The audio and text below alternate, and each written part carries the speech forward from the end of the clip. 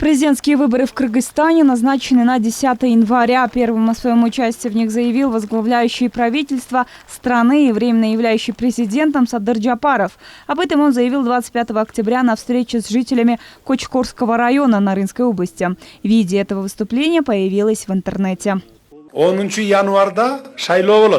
10 января состоятся президентские выборы. Я покину свой нынешний пост в начале декабря и буду участвовать в выборах, как обычный гражданин. Если пройду, то буду президентом. Если нет, останусь простым гражданином.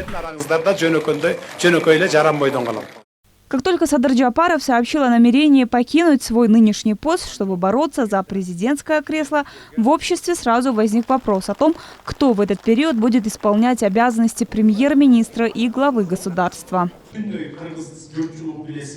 Если Садыр Джапаров сложит свои обязанности, то они должны быть переданы спикеру парламента, потому что в Конституции четко прописано, что обязанности президента могут исполнять лишь Төрага Жогорку Кенеша. Если это будет невозможным по каким-либо причинам, то эта роль передается исполняющему обязанности премьер-министру. Однако в Конституции не указано, на кого возлагается полномочия президента, если функции премьер-министра и президента выполняет один человек.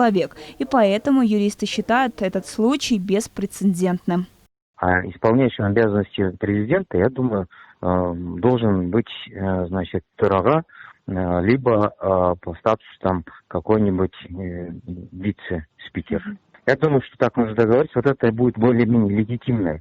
Иначе, если вот сейчас я читаю, что там и на Новикова и исполняющие обязанности премьер-министра, это уже, то есть от президента, это уже перебор, он как-то это вообще не отрегулирован, понимаете? Если Төрага Жогорку Кенеша снова откажется от полномочий, исполняющей обязанности президента, то, по мнению юрист, депутаты должны проявить волю и переназначить спикера и вновь его избрать, иначе эта позиция должна перейти к премьер-министру. Иначе эта позиция должна переходить к премьер-министру. Но, как мы с вами понимаем, на сегодня институт премьер-министра тоже превращается в частично легальную ветвь власти, которая на период временного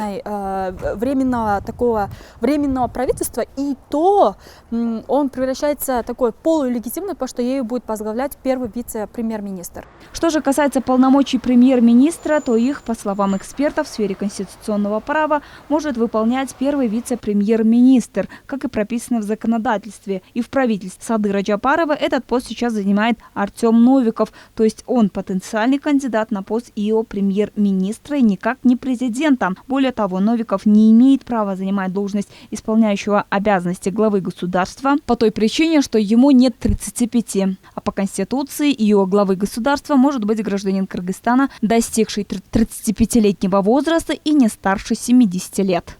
Вот, и это одна из самых весомых причин, на которую стоит обратить огромное внимание, потому что, согласно Конституции, президентом, вот это, по-моему, 62 статья или 61 статья Конституции, что президентом может быть лицо, достигшее возраста 35 лет и не достигшее возраста 70 лет. Понимаете, это означает, что мы, нет, да, он не может быть.